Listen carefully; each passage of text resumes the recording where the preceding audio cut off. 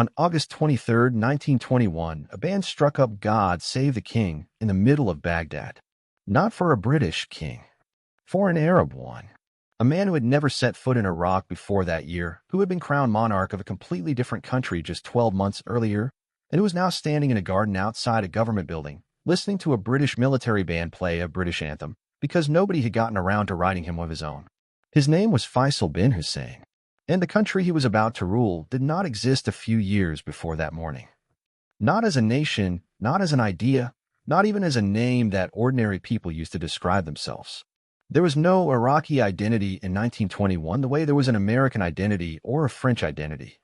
There were Sunni Arabs, Shia Arabs, Kurds, Assyrians, Jews, Yazidis, and a dozen tribal confederations scattered across 3 Ottoman provinces that had never once, in 400 years of Ottoman rule, been governed as a single unit.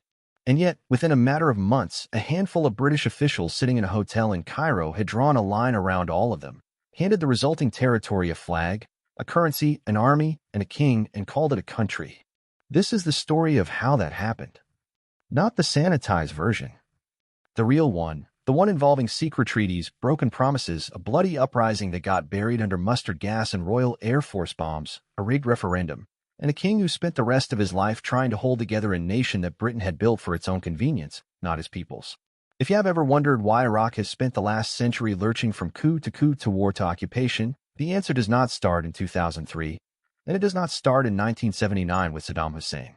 It starts here in a Cairo conference room in March of 1921, with 39 other men who history would later nickname, only half-jokingly, the 40 Thieves, a promise made in the desert. To understand how Faisal ended up on a throne in Baghdad, you first have to understand how he lost a different throne in Damascus. And to understand that, you have to go back to 1915, when the British Empire was fighting for its life against the Ottoman Empire and needed all the help it could get. At the time, the Ottomans controlled almost the entire Arab world, from the Arabian Peninsula up through modern-day Syria, Lebanon, Jordan, Palestine, and Iraq. Britain's High Commissioner in Egypt, a man named Henry McMahon, opened a secret correspondence with Hussein bin Ali, the Sharif of Mecca and the most prominent Arab leader in the region. Over the course of about 10 letters exchanged between 1915 and 1916, McMahon effectively offered Hussein British support for an independent Arab kingdom stretching across most of the Arab Middle East, in exchange for Hussein leading an uprising against the Ottomans. Hussein believed him. In June 1916, he launched what became known as the Arab Revolt, with his son Faisal commanding Arab forces in the field alongside a small number of British liaison officers, most famously T. E. Lawrence, the man history would later remember as Lawrence of Arabia. Over the next 2 years, Faisal's forces harassed Ottoman supply lines, tied down tens of thousands of Ottoman troops, and eventually helped push north into Syria. By October 1918, Faisal's army entered Damascus alongside British and Allied forces. He set up an Arab government there, and in March 1920, the Syrian National Congress declared him king of Syria. For about 5 minutes, it looked like the promise had been kept. Except it hadn't. Because at the exact same time McMahon was writing to Hussein, British diplomat Mark Sykes and his French counterpart François-Georges Picot were secretly negotiating an entirely different arrangement, one that carved up the same Arab territories into British and French zones of control after the war. This was the Sykes-Picot Agreement, signed in May 1916, and Hussein was never told about it. He found out, along with the rest of the world, in late 1917, when Bolshevik revolutionaries in Russia discovered the document among captured Tsarist government files and published it out of spite toward the old imperial order. The British government tried to wave it away as Ottoman propaganda designed to split the alliance. It was not propaganda. It was real, and it directly contradicted what McMahon had promised. So when the peace conference convened in Paris in 1919, Faisal showed up as the leader of a kingdom that already existed on the ground, arguing for Arab self-determination in front of the very powers who had already secretly agreed to carve up his region between themselves. It didn't matter. In April 1920, at a conference in San Remo, Italy, the victorious Allied powers formally divided the Arab provinces of the collapsed Ottoman Empire into so-called Class A mandates under the newly formed League of Nations, a system that was supposed to be temporary tutelage toward eventual independence, but which in practice functioned as colonial administration with a permission slip. France got Syria and Lebanon. Britain got Iraq and Palestine. 3 months later, French troops marched into Damascus and threw Faisal out of the country. he had just been crowned king of. He fled to Europe. By the summer of 1920, the man who had led an army against the Ottoman Empire, who had been promised a kingdom, who had actually built a functioning government in Damascus, was a king with no kingdom, no throne, no country, and no idea what came next. Meanwhile, 600 miles away, in the newly acquired British territory of Mesopotamia, things were about to explode. The revolt Britain doesn't like to talk about. Britain had actually occupied parts of Iraq since 1915, when British and Indian troops pushed north from the Persian Gulf during the war itself, first suffering a brutal defeat at the hands of Ottoman forces, then regrouping and capturing Baghdad in 1917 and the northern province of Mosul by the war's end. Mosul mattered enormously, and not for sentimental reasons. It sat on top of some of the richest oil deposits in the region, and Britain had no intention of letting that fall into anyone else's hands. For the first few years, British administration in Mesopotamia met relatively little organized resistance. But once the San Remo Conference formalized British control as a League of Nations mandate in the spring of 1920, something shifted. What had felt to many Iraqis like a temporary wartime occupation now looked like it was becoming permanent colonial rule, dressed up in the language of trusteeship. And Iraqis were not willing to accept it quietly. In the summer of 1920, protests broke out in Baghdad, Sunni and Shia demonstrators marching together, joined by former Ottoman army officers embittered by the empire's collapse. The unrest spread south into the mostly Shia regions along the Euphrates, where prominent religious leaders based in the holy cities of Najaf and Karbala threw their support behind the uprising, some issuing religious rulings against submission to non-Muslim colonial rule. In the north, Kurdish communities rose up as well, pursuing their own separate ambitions for independence. Tribal confederacies who had never taken orders from Baghdad in living memory joined in. Even women organized, raising money and running messages for the fighters. It became known as the Great Iraqi Revolution of 1920, and for a period of months, it genuinely threatened British control of the entire territory. Estimates of the numbers involved and the casualties vary depending on the source, but by the most careful accounting, well over 100,000 armed Iraqis took part at the revolt's peak, against a British and Indian garrison of roughly 120,000 troops that had to be hastily reinforced with over 15,000 additional soldiers rushed in from India. British and Indian military casualties ran into the thousands, with several hundred killed outright. Iraqi losses were considerably higher, estimated at anywhere from several thousand to well over 10,000 killed and wounded, depending on which historical account you consult.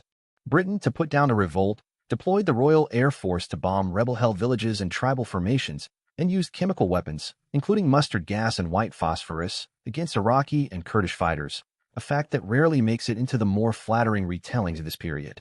The financial cost to the British Treasury ran to roughly £40 million, an enormous sum for a government still recovering from the First World War and facing pressure at home to cut costs, not expand them. By October 1920, the revolt had largely been crushed. But it had made one thing brutally clear to London: direct colonial administration of Iraq, the kind Britain was running in India, was not going to be tolerated by Iraqis, and it was not going to be affordable for a British public that had just buried nearly 1 million of its own soldiers and had no appetite for funding a second empire's worth of garrisons in the desert. Britain needed a cheaper way to control Iraq, and that meant finding a local face to put in front of the operation. 40 men in a Cairo hotel. In February 1921, Winston Churchill was appointed Britain's colonial secretary and given personal responsibility for sorting out the mess in the Middle East. Churchill was blunt about his priorities from the outset. Britain needed to secure its interests, protecting the overland and air routes to India, safeguarding access to Mesopotamian oil, and maintaining a foothold near the Suez Canal, while spending as little money and deploying as few troops as humanly possible. To figure out how to do that, Churchill convened a conference in Cairo in March 1921, gathering roughly 40 of Britain's leading Middle East experts, administrators, and military officers. The group's own members half-jokingly nicknamed themselves the 40 Thieves. Among them were two people whose names would become permanently tied to the creation of modern Iraq: T. Lawrence, the wartime hero now working as an advisor to Churchill, and Gertrude Bell, an Oxford-educated archaeologist, writer, and political officer who had spent years traveling and working across the region and who, by this point, knew the political and tribal landscape of Mesopotamia better than almost any other Briton alive. The plan that emerged from Cairo became known as the Sharifian Solution, a reference to Hussein's title as Sharif of Mecca. The idea was elegantly cynical, since France had already thrown Faisal out of Syria and left him without a throne, And since Faisal's brother Abdullah was sitting in the newly created territory of Transjordan, threatening to march into Syria and cause a diplomatic crisis with the French, Britain would solve two problems with one dynasty. Abdullah would be installed as ruler of Transjordan. Faisal would be installed as king of Iraq. Faisal fit the role Britain needed almost perfectly, and the fit was entirely by design. He was a member of the Hashemite family, tracing his lineage back to the Prophet Muhammad, which gave him religious legitimacy in a majority Muslim country. He had led the Arab revolt and carried genuine nationalist credentials, which meant Iraqis might actually accept him rather than seeing him as a pure colonial puppet.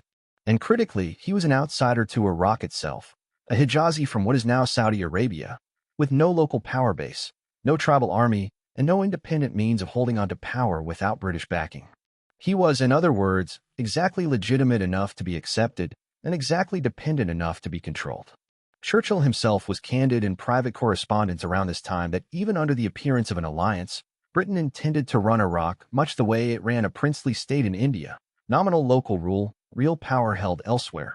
It was also at this Cairo conference that Britain decided to build an indigenous Iraqi army.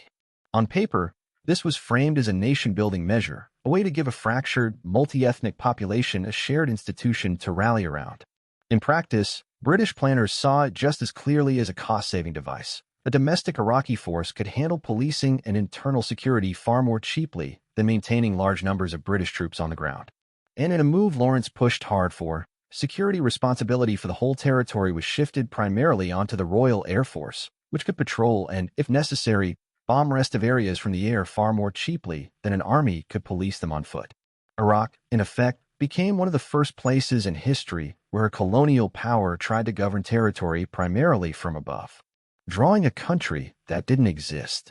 While Churchill and Lawrence handled the political architecture, it was Gertrude Bell who did something even more consequential. She drew the actual borders. Before the war, Iraq as a geographic and political concept simply didn't exist. The Ottoman Empire had administered the region as three separate provinces, or vilayets: Basra in the south, Baghdad in the center, and Mosul in the north. Each had a different demographic character. Basra and its surrounding countryside was overwhelmingly Shia Arab. Baghdad province was a mix of Sunni and Shia Arab populations.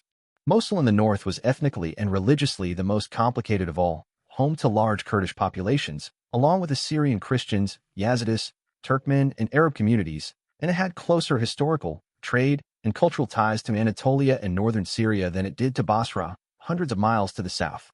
There had never been a unified political or administrative reason to govern these three provinces as one country. Bell combined them anyway.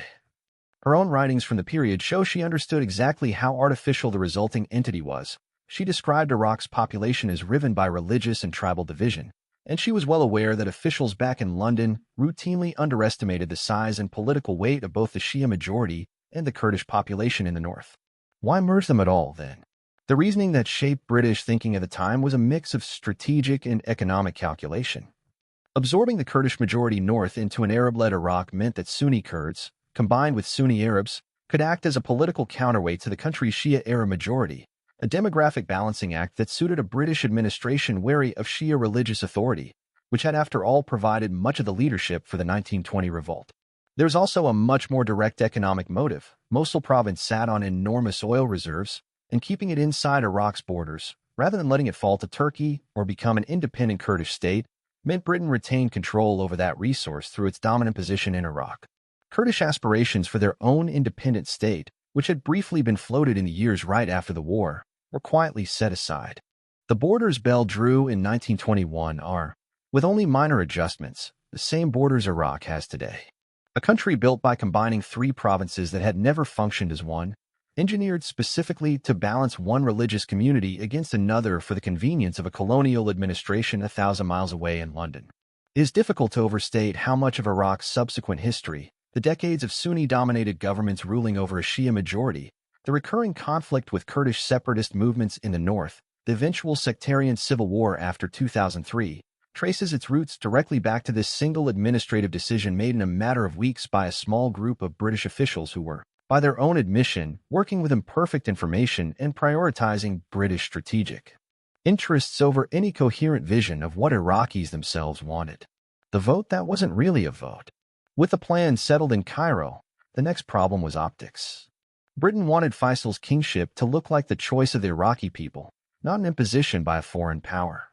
So a plebiscite was arranged for the summer of 1921, a public referendum asking Iraqis whether they approved of Faisal as their king. The process was managed with what can only be described as extreme care on Britain's part. Faisal's most serious potential rival for the throne was removed from contention before voting even began. The referendum question itself was framed as a single yes or no choice on Faisal specifically, rather than an open contest between candidates. When the results were announced in August 1921, the tally showed 96% of participants voting in favor of Faisal, a margin so lopsided that even contemporary observers, including some sympathetic to the British project, raised eyebrows about how carefully engineered the outcome had been. Gertrude Bell, who had worked for months to secure exactly this result, wrote to her family with evident relief that they had finally gotten their king crowned. On August 23, 1921, Faisal was formally crowned king of Iraq in a ceremony in Baghdad. There was no Iraqi national anthem yet, so a British military band played God Save the King instead. Real executive authority remained, for the time being, in the hands of Britain's High Commissioner in Baghdad. A king had been crowned over a country that had existed for barely a year, wearing a title granted by a rigged referendum, ruling a population that had, just 12 months earlier, fought and died in a bloody uprising against the very colonial power that had put him there. Ruling on a leash. What followed was more than a decade of Faisal trying to walk an almost impossible line, building enough real authority and popular legitimacy to actually govern, without ever crossing British interest to the point where London might simply remove him, the way France had removed him from Damascus just a year before. The formal terms of his dependency were laid out in a series of Anglo-Iraqi treaties. The first, signed in 1922, gave Iraq a degree of self-government while keeping foreign policy, military affairs, and key administrative posts under British oversight, with British advisors embedded across roughly 18 government departments. The second treaty followed in 1926, and Iraq's own governing framework, the Organic Law of 1924, established a constitutional monarchy with an elected parliament, though one that operated firmly within limits Britain was comfortable with. Faisal was constantly navigating pressure from nationalist politicians and from influential Shia religious leaders in Najaf and Karbala who wanted the British presence curtailed immediately, while knowing full well that his own throne existed only because of British backing, and that pushing too hard, too fast, risked losing everything, just as it had in Syria. He spent much of his reign trying to build something resembling genuine national cohesion out of a population that had no shared history of unified governance. He toured the country extensively, inspecting locust control efforts near Mosul, visiting the newly discovered oil operations at Kirkuk, touring Basra province, deliberately positioning himself as a hands-on ruler rather than a distant figurehead, and consciously working to bridge the divide between Iraq's Sunni and Shia populations in the hope of creating a shared sense of Iraqi, rather than purely sectarian, identity. Oil, meanwhile, was quietly transforming the stakes of the entire project. In 1925, the Iraqi government granted a 75-year concession to the Turkish Petroleum Company, a consortium jointly owned by British, French, Dutch, and American oil interests, giving it control over petroleum development across huge swaths of the country. 2 years later, in 1927, a massive oil strike near Kirkuk confirmed what British planners had suspected for years. Iraq, and Mosul province specifically, sat on some of the richest oil reserves in the world. The long-simmering border dispute over whether Mosul would even remain part of Iraq or be ceded to neighboring Turkey was settled by the League of Nations in 1926, with Iraq retaining the territory and Turkey receiving a share of oil royalties as compensation. From that point forward, Mosul's inclusion in Iraq's borders was not just a matter of political balancing. It was an economic necessity Britain would never seriously reconsider. Independence on paper. By the late 1920s, the political winds had shifted. Britain, dealing with the economic strain of the Great Depression and facing continued nationalist pressure in Iraq, decided it was time to formalize a new arrangement, one that would let Britain retain its core strategic interests while technically ending the mandate and allowing Iraq to become a nominally sovereign state. That arrangement arrived in the form of the Anglo-Iraqi Treaty of 1930, a 25-year alliance in which Britain agreed to support Iraq's admission to the League of Nations, effectively ending the mandate, in exchange for Iraq guaranteeing Britain continued access to military air bases on its territory, the right to move British troops through the country, and close coordination on foreign policy during any future conflict. Unlike the earlier treaties, this one passed through Iraq's parliament with comparatively little organized resistance, a sign both of how exhausted the political opposition had become and of how skillfully Faisal and his prime minister, Nuri al-Said, had managed to sell it domestically as a genuine step toward full sovereignty. On October 3, 1932, Iraq formally joined the League of Nations, and the British mandate came to an end. It was presented, and is still often remembered, as the moment Iraq became an independent nation. In the most literal legal sense, that's true. But Britain retained its air bases, its transit rights, and enormous influence over Iraqi foreign and military policy for years afterward, influence that would be reasserted with force just 9 years later, in 1941, when Britain militarily intervened again after a nationalist, anti-British government briefly took power in Baghdad. Independence, in other words, had been granted with an asterisk attached, and everyone involved knew it. Faisal did not get to enjoy his kingdom's new status for long. Less than a year after independence, in September 1933, he died in Bern, Switzerland, at the age of 48, after a lifetime that had taken him from the deserts of the Hijaz to the throne of Syria, into exile, and finally to a throne in a country he had never seen before he was crowned its king. His son, Ghazi, inherited a monarchy sitting on top of exactly the same fault lines Faisal had spent 12 years trying to hold together. A Sunni-led government presiding over a Shia majority, a restive Kurdish north, an army that Britain had built and that would, within a generation, become the single most powerful political force in the country. What Britain actually built? Step back and look at the whole arc of this story, and the pattern is impossible to miss. Britain made a wartime promise of Arab independence it never intended to fully honor. It secretly carved up the same territory with France before that promise was even finished being written. When Iraqis rose up in 1920 to resist direct colonial rule, Britain crushed the revolt with air power and chemical weapons, then concluded not that colonial control was wrong, but that direct colonial control was too expensive. The solution wasn't self-determination, it was a cheaper, indirect form of the same thing. Install a friendly, dependent monarch, arrange the paperwork to make it look like the Iraqi people chose him, draw borders that served British strategic and economic interests rather than any coherent national identity, and call the result a sovereign country. The monarchy Britain built in 1921 lasted until 1958, when it was violently overthrown in a military coup that killed Faisal's grandson, King Faisal II, along with much of the royal family, a rupture that many historians trace directly back to the resentments the British engineered system never fully resolved.